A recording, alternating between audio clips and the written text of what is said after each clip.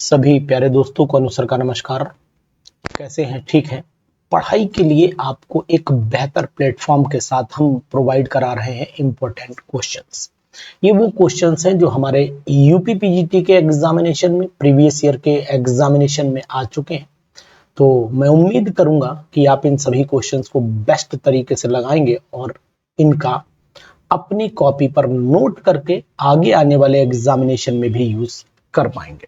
तो चलिए शुरुआत करते हैं क्वेश्चंस की। क्वेश्चन बहुत ही इंपॉर्टेंट है और बहुत ही जबरदस्त क्वेश्चन है। आपको जरूर इन पर ध्यान देना चाहिए। निम्नलिखित अभिकारकों में से कौन रीमर-टीमन और रिएक्शन शो करता है? इसमें से कौन सा रीमर-टीमन रिएक्शन शो करेगा?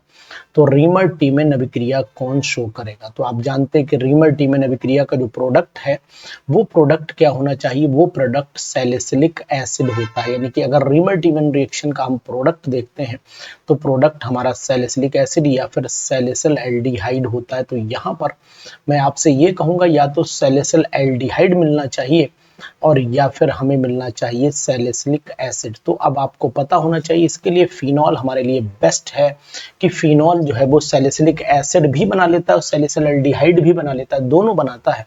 तो यहाँ पर जो हमारा ऑप्शन होना चाहिए वो फिनॉल होना चाहिए, यानी कि सेकंड वाला ऑप्शन यहाँ पर राइट होना चाहिए। इंपॉर्टेंट है क्वेश्चन। अगर आप पीजीटी की तैयारी कर रहे हो और पीजीटी की तैयारी के लिए अगर आपने सही ढंग से प्लान नहीं किया हुआ है, केवल इस उम्मीद पर जी रहे हैं कि हम पेपर देंगे और सिलेक्शन हो जाएगा, तो फिर ये रियरेस्ट है, ये मान के चलिएगा। तो आप तैयारी करिए, ढंग से करिए, सही तरीके से करिए और सही स्ट्रेटजी प्लान करने के साथ करिए। निम्नलिखित अभिक्रिया में से क्या कहलाती है? ये जो रिएक्शन आपको दे रखी है, इस रिएक्शन का नाम क्या है? तो यहाँ CuCl ले रखा है। जब भी CuCl लिया जाता है तो रिएक्शन सैंडमेयर रिएक्शन कहलाती है। तो यहाँ ध्यान दीजिएगा कि सैंडमेयर रिएक्शन में ये भी है कि अगर हम C6H5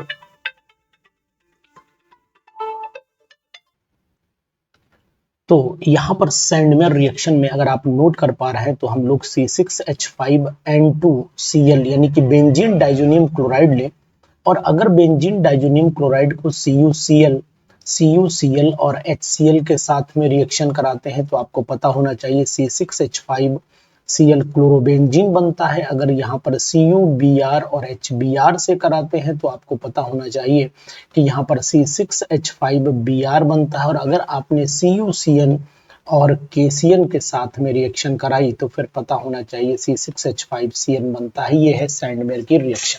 तो सैंडमेयर रिएक्शन करने के लिए आपको उसका कुछ हिंट तो पता ही होना चाहिए। ये सभी PYQ हैं, यानी कि यूपी पीजीटी के डिफरेंट एग्जामिनेशन को अगर आप देखें तो उनमें ये आए हुए क्वेश्चंस हैं, उन्हीं को वहीं से हमने कॉपी किया हुआ है। और ये क्वेश्चन भी आपका यूपी पीजीटी के सभी फुल पेपर आपका यूपी पीजीटी का क्वेश्चन है। यूपी पीजीटी के क्वेश्चन कैसे होते हैं इस वीडियो में आपको जरूर पता लग रहा होगा। तो देखिएगा, ये पुराने साल के पेपर्स हैं और ये बहुत ही इंपॉर्टेंट क्वेश्चंस हैं। जैसे निम्नलिखित धातु हाइड्रोक्साइडों में से कौन स्ट्रॉन्गेस्ट बेस है? यानी कि अगर आपको यहाँ पर स्ट्रॉन्ग बेस की बात आए तो स्ट्रॉन्ग बेस कौन होगा? तो ऊपर से नीचे आने पर अगर हम यहाँ बेरिलियम लेते हैं या मैग्नीशियम लेते हैं, यहाँ कैल्शियम लेते हैं या बेरियम और यहाँ strontium barium radium, strontium barium then radium, यहाँ पर स्ट्रॉन्सियम ले लीजिए देन बेरियम ले लीजिए देन रेडियम, है ना।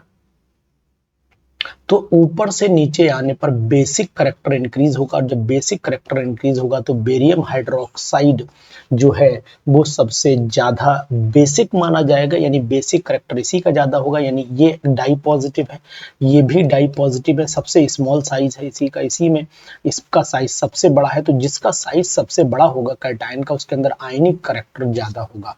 तो आयनिक करैक्टर ज्यादा होगा मतलब वो स्ट्रॉन्ग बेस सिंपली हो जाएगा। ये भी एक इंपॉर्टेंट बात है। दूसरी क्वेश्चन पर चल लेते हैं। दूसरा क्वेश्चन कह रहा है कि निम्नलिखित में से कौन सी विटामिन ब्लड को कोआगुलेट करने में काम आती है? तो यहाँ अगर ब्लड के कोआगुलेशन से जुड़ी हुई बात हो रही है तो फिर इसका मतलब है विटामिन के इसके लिए बहुत ही इंपॉर्टेंट है। विटामिन के से ही ब्लड का जो है क्लॉटिंग होती है। मुक्त मूल को यानी कि फ्री रेडिकल्स की अगर मैं बात करता हूँ, यहाँ पर फ्री रेडिकल्स की अगर मैं बात करता हूं तो फ्री रेडिकल्स के स्थायित्व का सही घटता हुआ क्रम कौन सा है? तो सही में आपको पता होना चाहिए ट्राइफिनाइल सबसे स्ट्रॉन्ग होता है, उसके बाद डाइफिनाइल, फिर आपका बेंजाइल और देन एलाइल होता है। तो यहाँ पर सी ऑप्शन को आपको टिक करना पड़ेगा और सी ऑप्शन ही यहाँ पर इंपॉर्टेंट ऑप्शन में है। नेक्स्ट चलिए, इसका यूपीएससी नेम क्या है, तो अब आप जान सकते हैं कि यहाँ पर अगर हम चले 1 2 3 4 यानी कि ब्यूटेन हो गया, ब्यूटेन हो गया, बाईसाइक्लो हो गया, 1 इधर है कार्बन, 1 कार्बन, 1 1 बीच में कोई 0, तो बाईसाइक्लो 110 ब्यूटेन हो जाता है, बाईसाइक्लो 110 ब्यूटेन हो जाता है। ये नाम है इसका, बहुत ही इंपॉर्टेंट है, बहुत ही इंपॉर्टेंट। और ये नाम यूपीपीजीटी में कई बार पूछा गया है और कई दूसरे एग्जामिनेशंस में भी इसको पूछा गया है, तो इस नाम को भी जरूर ध्यान दीजिएगा।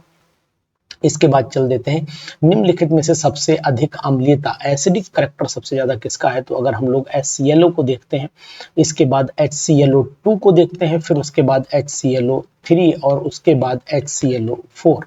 तो यहाँ पर ऑक्सीडेशन स्टेट +1 है, यहाँ पर आपके +3 है, यहाँ पर +5 है और यहाँ पर +7। More oxidation state more is the acidic character, बहुत ज्यादा एसिडिक करैक्टर होता चला जाएगा। तो यानी डी यहाँ पर क्वेश्चन सही है, डी ऑप्शन यहाँ पर सही जा रहा है।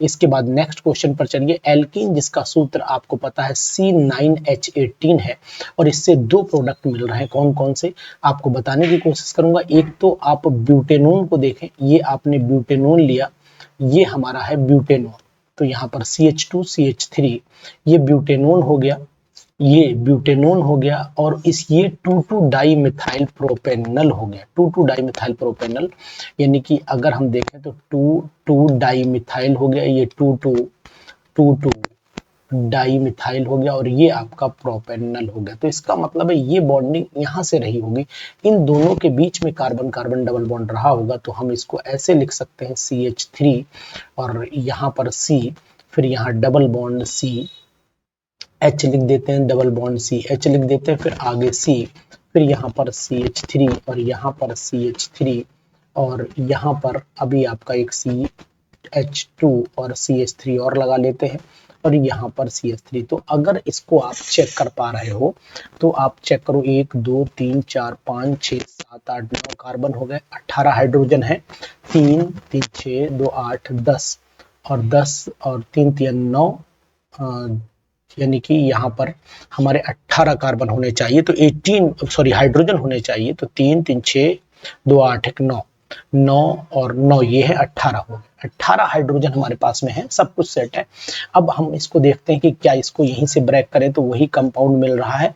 अगर इसको यहाँ से तोड़ेंगे तो एक O इधर जाएगा और आपका यहीं पर एक O इधर जाएगा, तो बिल्कुल राइट, यानी कि हम सही डायरेक्शन में चल रहे हैं। यही तरीका होता है कि जहां पर ज्वाइंट आपको दिखाई दे बस वहीं, यानी कि इन कार्बोनाइल ग्रुप को आपस में जोड़ दीजिए, बस वहीं से आपका कनेक्शन मिल जाएगा। तो इसका मतलब है कि अगर हम इसका IUPAC नेम देते हैं तो 1 2 3 4 1 2 3 4 हो गया। एक तो ये है 1 2 3 1 2, लंबी चेन ढूंढेंगे तो 1 2 3 4 5 6, यहाँ पर 1 2 3 1 2 3 नंबरिंग इधर से होगी, 2 2 डाई मिथाइल हो गया, तो 2 2 डाई मिथाइल हो गया, ठीक है।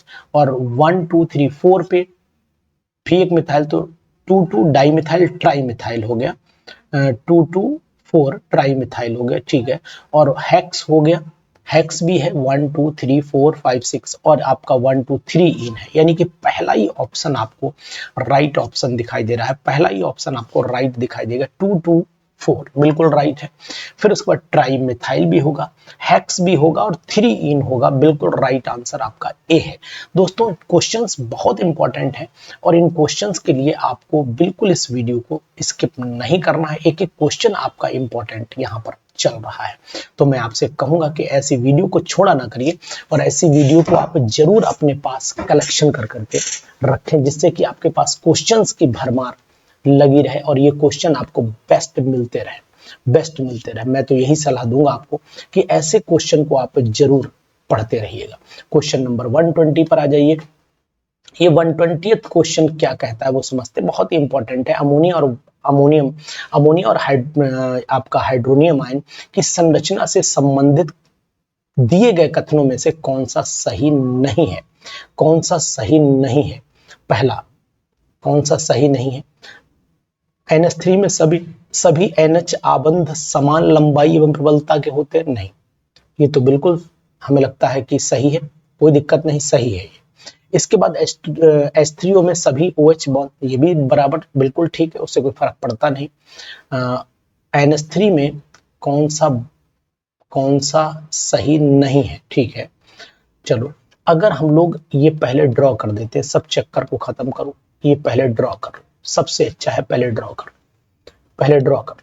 अब यहाँ पर क्या कर लेते हैं, हमने ड्रॉ कर लिया। अब यहाँ पर भी ये हमने H3 और यहाँ पर लोन पेयर का इसे दे दिया, तो इस पर आपका पॉजिटिव आ गया, लोन पेयर उधर चला जाएगा। तो डी ऑप्शन अगर देखते हैं, दोनों में sp3 हाइब्रिडाइजेशन है, ये भी, इसमें भी कोई शक नहीं है। एकाकी इलेक्ट्रॉनिक मुक्त नाइट्रोजन परमाणु में मात्र एक लोन पेयर है, ठीक है, लेकिन O परमाणु में 2 है ना, यहाँ पर अब यहाँ पर भी अब एक ही बचा लोन पेयर, क्योंकि एक इन्वॉल्व हो गया हाइड्रोजन के साथ बॉन्ड बनाने में, तो यही रॉन्ग हो गया है स्टेटमेंट। वैसे तो वाटर के मॉलिक्यूल में तो 2 होते हैं, लेकिन इसके केस में यहाँ पर 2 संभव नहीं है, यानी इसके केस में यहाँ पर 2 नहीं है, जरूर ध्यान दीजिए।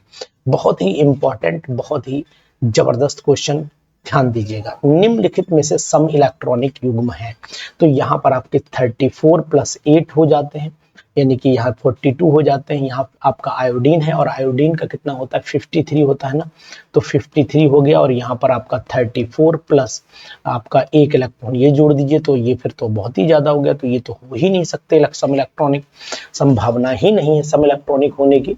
इसके बाद हम लोग बात कर लेते हैं Cl2O, यानी कि 34 + 8 बिल्कुल सही। यहाँ पर आ जाइए 30 या 17 प्लस आपका हो गया 17 + 16 हो गया, 17 + 16, तो ये भी इसके बराबर नहीं आ पाएगा। और यहाँ पर आपका आ गया I3 नेगेटिव है, इसका मतलब 53 × 3 + 1 हो जाता है। और यहाँ पर 53 प्लस, तो ये तो कभी भी नहीं बराबर हो पाएगा, 53 प्लस यानी कि 36 हो जाएगा, +1 नेगेटिव लगा हुआ है। और ClO2 इनको देख लेते हैं, ये संभावना लग रही है। यहाँ देखिए Cl का 17 हो जाता है, और यहाँ पर 8 दूनी 16 हो जाता है, 16 यानी कि 17 16 + 1 यानी 17 दूनी 34, 34 हो गया। यहाँ पर 17 हो गया, यहाँ पर 9 दूनी 18 में से 1 गया, 17 हो गया, यानी 34। बिल्कुल साफ और क्रिस्टल क्लियर है कि डी वाला ऑप्शन ही यहाँ पर सही है ना क्वेश्चन।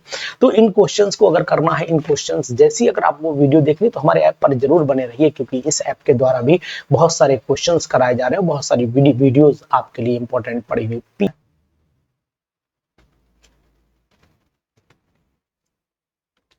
क्वेश्चन नंबर नेक्स्ट हो जाता है, again very very important question, इस पर भी बात कर लेते हैं। और क्वेश्चन क्या कह रहा है, निम्न में से कौन उभयधर्मी है, यानी कि एम्फोटेरिक कैरेक्टर यहाँ पर कहाँ दिखाई दे रहा है, तो हम लोग बात कर लेते हैं एम्फोटेरिक कैरेक्टर की। अगर एम्फोटेरिक कैरेक्टर ढूंढोगे, तो आपको एम्फोटेरिक कैरेक्टर यहाँ पर ये दिखाई देगा जिंक ऑक्साइड का, यानी जिंक ऑक्साइड अगर देखें तो एसिड से भी रिएक्शन करता है, और जिंक ऑक्साइड बेस से भी रिएक्शन करता है, इसलिए इसका कैरेक्टर एम्फोटेरिक बोला जाता है। बहुत ही अच्छा क्वेश्चन है। निम्न में से कौन सा नियम CO और CO2 पर लागू होता है, तो आपको पता होना चाहिए कांस्टेंट प्रोपोर्शन, यानी कि यहाँ पर अगर आप चेक करो तो कार्बन 12 हो जाता है, ऑक्सीजन का यहाँ पर चेक करिए 16 हो जाता है, और यहीं पर कार्बन 12 होगा, और यहाँ पर ऑक्सीजन जो है वो आपका हो जाएगा 32। अगर आप देखो तो यहाँ दोनों में कार्बन का नंबर सेम है, तो इसका मतलब है कांस्टेंट प्रोपोर्शन है कार्बन का, चाहे CO2 में कार्बन है चाहे कार्बन डाइऑक्साइड में, यहाँ पर कांस्टेंट प्रोपोर्शन ही लगेगा, कांस्टेंट प्रोपोर्शन ही लगेगा। तो ध्यान दीजिएगा, बहुत ही इंपॉर्टेंट क्वेश्चन है, बहुत ही इंपॉर्टेंट क्वेश्चन है। इसके बाद मैंगनीज पर चल लेते हैं। मैंगनीज यानी कि मैंगनीज का अगर बाह्य इलेक्ट्रॉनिक विन्यास देखते हैं, तो मैंगनीज का बाह्य इलेक्ट्रॉनिक विन्यास Mn को अगर आप देखोगे 25 आता है, और यहाँ पर हम लिखेंगे आर्गन, और आर्गन के बाद 3d5 लिखेंगे, और 4s यहाँ पर आपका 2 हो जाता है। तो पांचों इलेक्ट्रॉन अनपेयर्ड है, और पांचों एक ही दिशा में है, तो फिर हमारे लिए ये यहाँ पर मैंगनीज 4s2, यहाँ पर 3d आपको 5 दिखाई दे रहा है, तो सेकंड वाला ऑप्शन यहाँ पर राइट जा रहा है। ध्यान दीजिएगा, वेरी वेरी इंपॉर्टेंट क्वेश्चन। इसका IUPAC नेम क्या है, तो इसके IUPAC नेम की बात कर लेते हैं। यहाँ पर टेट्रामीन हो गया, डाइक्लोराइडो हो गया, तो टेट्रामीन डाइक्लोराइडो प्लेटिनम 4th ब्रोमाइड, यानी कि फर्स्ट वाला यहाँ पर आंसर हो जाएगा कौन सा, फर्स्ट वाला आंसर हो जाएगा। नेक्स्ट क्वेश्चन में देखिए, गिब्स हेल्महोल्ट्ज समीकरण को निम्न द्वारा प्रदर्शित करते हैं। गिब्स हेल्महोल्ट्ज समीकरण को, तो गिब्स हेल्महोल्ट्ज तो एनर्जी का कंसेप्ट है, और एनर्जी का कंसेप्ट केवल एक में ही दिया है, बाकी तो दिया भी नहीं है। और ये आपकी ये इक्वेशन मैं आपको बताऊं, ये गिब्स की इक्वेशन है, ये गिब्स हेल्महोल्ट्ज इक्वेशन है, ये वाली आपकी क्लेप्रियन इक्वेशन है, क्लेप्रियन इक्वेशन है, और ये आपकी क्लेसियस क्लेप्रियन है, क्लेसियस क्लेप्रियन इक्वेशन है। ये बात ध्यान दीजिएगा, ये भी आपकी क्लेप्रियन का ही दूसरा फॉर्म है, क्लेप्रियन का ही ये दूसरा फॉर्म है। तो यहाँ पर आंसर आपका फिलहाल फर्स्ट है, और इस फर्स्ट आंसर को आप नोट डाउन कर लें। बहुत ही इंपॉर्टेंट क्वेश्चन, सामान्य घनीय जालक में आपको फार्मूला पता होना चाहिए कि अगर अनुपात निकालते हैं तो यहाँ पर वैल्यू आती है 1/a, रूट में आती है a square plus b square plus c square, यानी कि अगर चाहो तो h square, k square, l square कुछ भी रख दीजिए, तो इसमें आपका 1 ही आएगा, तो ये 1 हो गया। इसके अंदर आपका 1 + 1 का स्क्वायर मतलब ये आ जाएगा, थर्ड वाले में आपका ये आ जाएगा, यानी कि पहला वाला आंसर यहाँ पर राइट आंसर है। बहुत ही इंपॉर्टेंट क्वेश्चन ये भी था, और इसको करना ओस्टवाल्ड का गणितीय प्रारूप क्या है, तो आपको पता होना चाहिए Kc = C∝² 1 - होता है, तो C∝² 1 - केवल पहली इक्वेशन में दे रखा, और यही इक्वेशन आपकी राइट इक्वेशन है। गिब्स हेल्महोल्ट्ज अभी मैंने बताया था कि गिब्स हेल्महोल्ट्ज dP/dt Q/T और V - Va के रूप में भी है, और यहाँ पर डेल्टा H फॉर्मेशन के रूप में भी होती है, तो हीट ऑफ फॉर्मेशन, और यहाँ पर Q के रूप में भी दिया हुआ है। तो लेकिन यहाँ पर B आपका ध्यान देना पड़ेगा, B फाइनल/E V2 - V1 होता है, तो V2 - V1 तो यही है, और यहाँ पर ये इनिशियल और स्टार्टिंग दिया हुआ है, और ये एंड दिया हुआ है, तो इसका मतलब हुआ ऑप्शन नंबर यहाँ पर सेकंड वाला होगा, dP/dt Q/T V2 - V1 equation. ये आपकी क्लेसियस क्लेप्रियन इक्वेशन है। इससे पहले भी यही क्वेश्चन आ चुका है, ये भी इंपॉर्टेंट है। इसका निम्न में से कौन सा है संयोजी लक्षण के क्रम में, तो कोवेलेंट कैरेक्टर सबसे ज्यादा कोवेलेंट यहाँ पर दिखाई दे रहा है बेरिलियम क्लोराइड में, और उसके बाद आपका लिथियम क्लोराइड में, फिर NaCl, यानी कि थर्ड वाला ऑप्शन यहाँ पर राइट ऑप्शन है। थर्ड वाला ऑप्शन राइट है, कारण ये कि यहाँ पर NaCl ज्यादा दे रखा, जो संभव नहीं है। NaCl यहाँ पर बीच में संभावना NaCl की कम दिखाई दे रही, तो इसको यहाँ पर कट कर दीजिए, इसको यहाँ कट कर दीजिए, क्योंकि ये इधर दिया हुआ है, और यहाँ पर सबसे कम ये तो है ही नहीं, तो इसका मतलब ये वाला भाई साइज क्या हो रहा है, Na का साइज बड़ा है, Na का साइज बड़ा है, उससे छोटा साइज Li पॉजिटिव का है, और सबसे छोटा साइज बेरिलियम का है। तो सिंपल सी बात है कि जहां साइज कैटायन का छोटा होगा वहीं पर कैरेक्टर ज्यादा होगा, किसका, कोवेलेंट कैरेक्टर ज्यादा होगा। नेक्स्ट क्वेश्चन पर आइए, एल्यूमिनियम में 12वें इलेक्ट्रॉन। अब एल्यूमिनियम का 12वां इलेक्ट्रॉन अगर देखेंगे तो 1s2 2s2 2p6 3s2 3p1, यानी कि 6 4 10 2 12 13, यानी यहाँ आएगा 12वां इलेक्ट्रॉन, तो यानी कि n की वैल्यू तो 3 है, l की वैल्यू 0, m भी 0, और s जो है वो माइनस का हाफ हो जाएगा, यानी n3 l0 n0, और s जो है वो माइनस हाफ हो जाना है। बहुत ही important, very very important question. Next, keto enol चलावता पाई जाती है, किसमें पाई जाती है कीटो इनॉल, कीटो और इनॉल, यानी कि दोनों तरफ उम्मीद है कि CH2 होना चाहिए, कार्बन और हाइड्रोजन होना चाहिए, ये कंडीशन आपको केवल यहाँ पर दिखाई दे रही। कीटो इनॉल पॉसिबिलिटी जो दिखाई दे रही है वो आपकी 100%, एक यहाँ वाले ये वाला कार्बन ज़्यादा इन्वॉल्वमेंट करेगा, तो अगर इनको देखो तो फिर आपको सिंपल दिखाई देता है कि कीटो इनॉल टॉटोमेरिज्म भाई इसमें तो है ही नहीं, संभव ही नहीं है।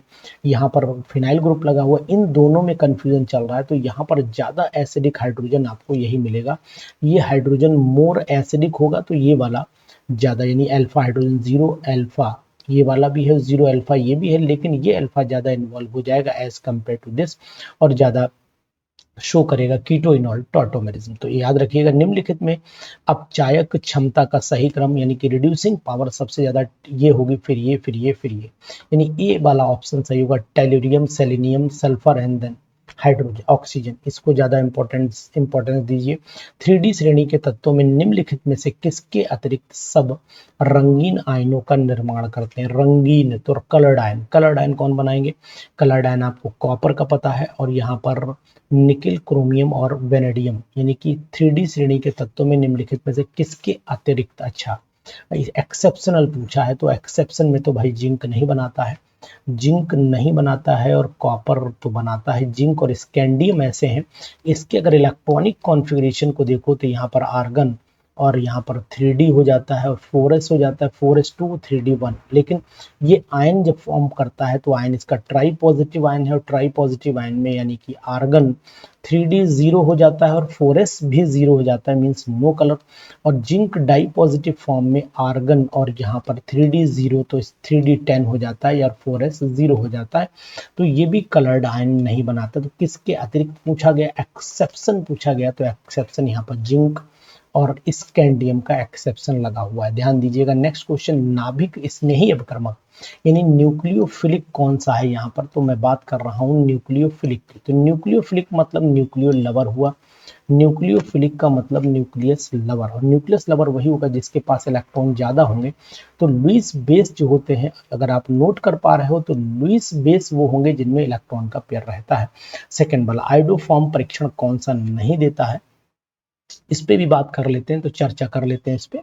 तो इथेनॉल जो है वो आयोडोफॉर्म टेस्ट देता है, इथेनॉल आयोडोफॉर्म टेस्ट देता है, लेकिन मिथेनॉल आयोडोफॉर्म टेस्ट नहीं देता है, क्योंकि इसमें ना तो ये वाली कंडीशन फॉलो हो रही है और ना ही ये वाली कंडीशन फॉलो हो रही है। इनमें से कोई भी कंडीशन फॉलो नहीं हो रही है, इसका मतलब मिथेनॉल आयोडोफॉर्म टेस्ट नहीं देगा। Again very very important.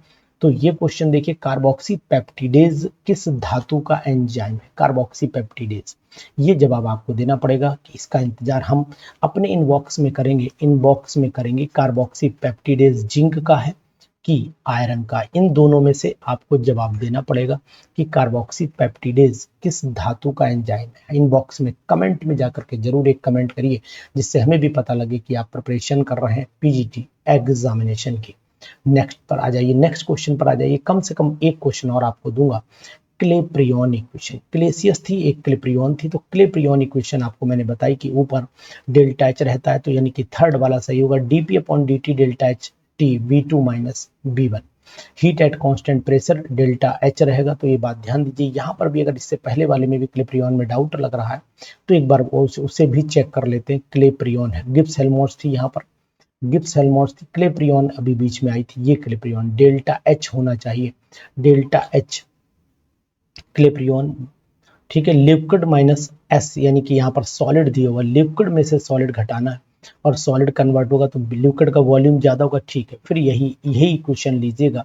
यहाँ पर B2, यहाँ पर आपकी ये क्लेप्रियन इक्वेशन होगी, और क्लेप्रियन यहाँ पर पूछी नहीं थी, गिब्स पूछी थी, तो आंसर यहाँ पर हमने गिब्स का दिया। ठीक है, मुझे ध्यान था कि हम लोगों ने क्लेप्रियन जैसा भी कोई क्वेश्चन पीछे किया है, तो इसलिए मैं रुका। चलिए, क्लेप्रियन नहीं था, वो क्लेप्रियन नहीं था, बिल्कुल राइट, ये था गिब्स हेल्महोल्ट्ज।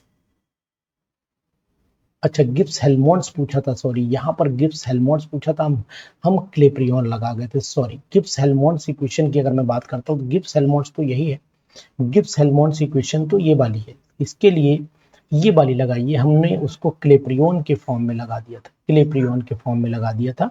गिब्स हेल्महोल्ट्ज पूछिए तो गिब्स हेल्महोल्ट्ज तो फर्स्ट ही होगी, यहाँ पर फर्स्ट होगी गिब्स हेल्महोल्ट्ज। ध्यान दीजिएगा। नेक्स्ट पर चले आइए, नेक्स्ट क्वेश्चन पर चले आइए। इसके बाद नेक्स्ट क्वेश्चन पर चले आइए। इसके बाद देख लेते हैं हम आगे, कार्बोक्सी पेप्टिडेज आपको करना है। उसके बाद क्लेप्रियन इक्वेशन आपकी आ ही गई ये वाली। ठीक है, उसके बाद जब एक क्रिस्टल साइट जालक से एक ऋणायन और एक कैटायन जब निकाल देता है तो शॉर्टकी डिफेक्ट कहलाता है। एक कैटायन जाए और एक एनायन जाए तो फिर शॉर्टकी ही बनेगा, शॉर्टकी डिफेक्ट कहलाता है। और पानी के 10⁻⁻10 मोलर का जो पीएच वैल्यू होती है वो बिटवीन, यहाँ पर अगर मैं पीएच की बात करता हूँ तो बिटवीन 6 से लेकर के 7 तक होती है, 6 से 7 के मध्य होती है, 6 से 7 के मध्य होती है। यहाँ पर भी इस बात का ध्यान दीजिएगा। नेक्स्ट, आदर्श गैस के समतापी प्रसार में एंट्रोपी परिवर्तन का व्यंजक यानी कि delta S is equal to R ln V2 upon V1 होता है, इस बात का भी आप ध्यान दीजिएगा।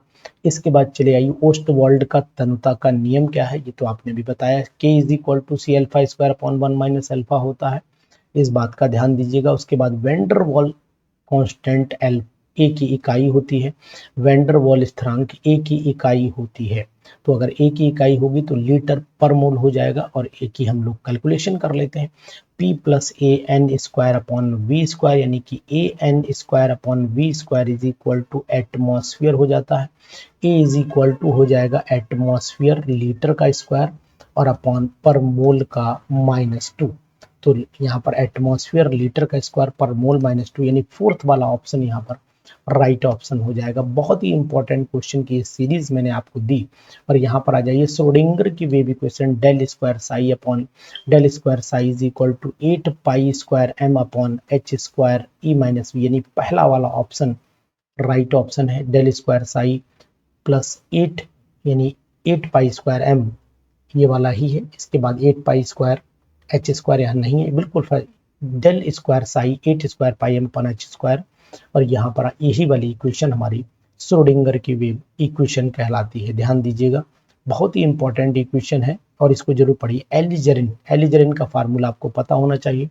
एलिजरिन के फार्मूले में ये वाला सी वाला ऑप्शन यानी कि 1,2 पे हाइड्रोक्सी ग्रुप लगा होता है, बीच में क्विनोन है, एंथ्राक्विनोन कहलाता है ना। 1,4,1,2 डाई हाइड्रोक्सी एंथ्राक्विनोन इसका फार्मूला है। और ये 1,2 डाई हाइड्रोक्सी एंथ्राक्विनोन के नाम से भी ये आ चुका है, इस बात का ध्यान दीजिएगा।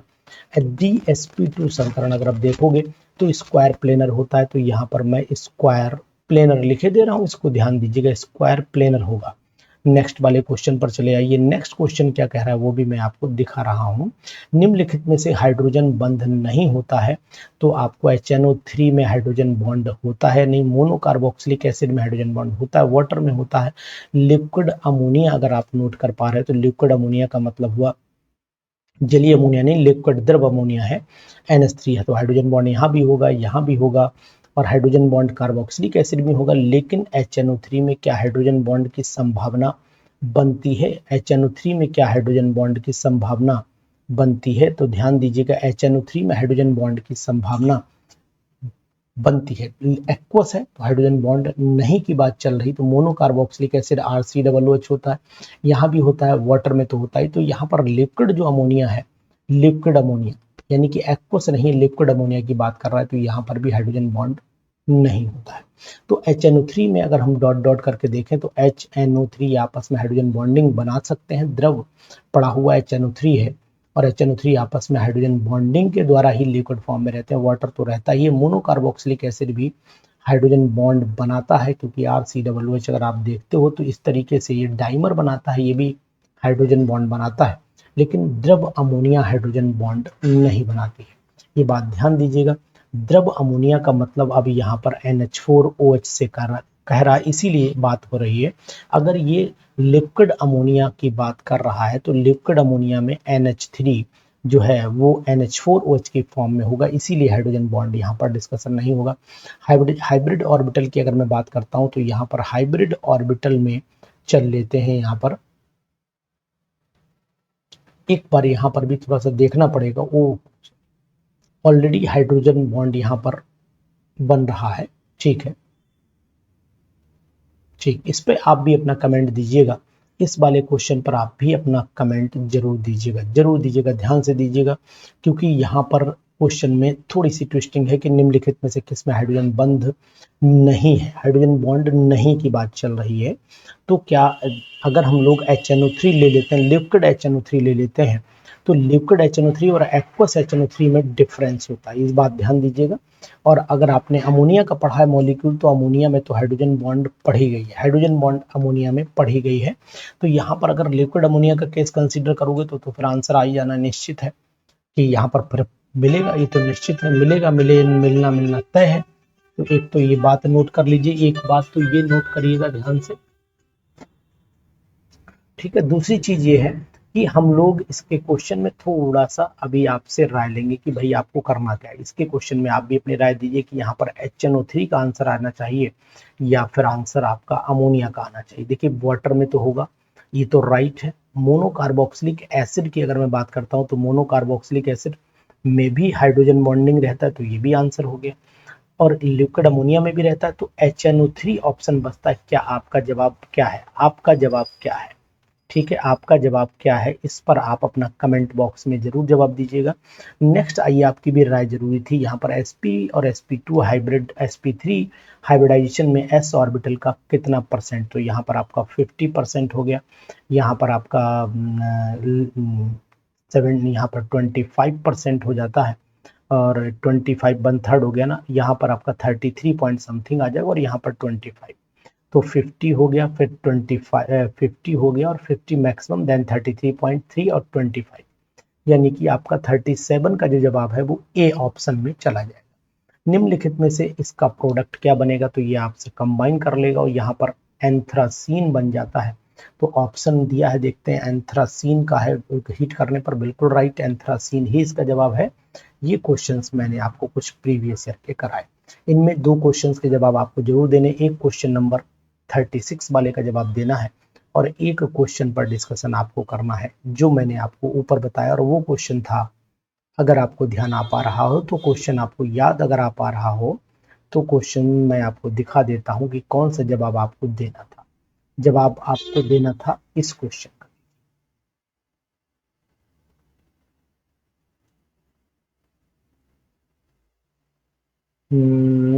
एक क्वेश्चन जो था, अगर आपको याद आ पा रहा हो तो मैंने आपको होमवर्क में भी दिया उस क्वेश्चन को नोट करने के लिए।